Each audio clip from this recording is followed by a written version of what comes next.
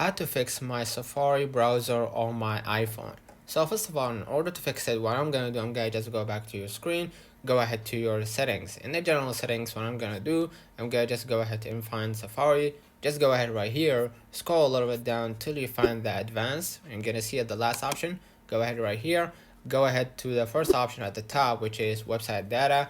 And what I'm gonna do here, I'm gonna just go ahead and click write it out. And basically what you're gonna do, you gotta just go ahead and remove all website data, and that should fix your problem. If it didn't, what you're gonna do, you gotta just go back right here to your main settings. All right, in the main settings, what I'm gonna do, I'm gonna just scroll up until you find the screen time. Just go ahead right here and go ahead to the content and privacy restrictions. You're gonna find it right here.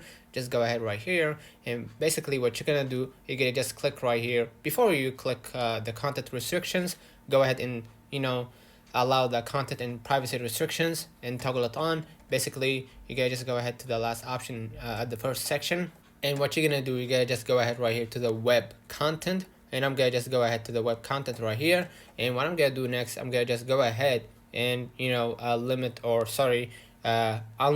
my access to websites. That should fix it. Let me know in the comments if this video helped you. Don't forget to like and subscribe. Turn on the notification bell to receive every video we upload. Thank you for watching. See you in the next one.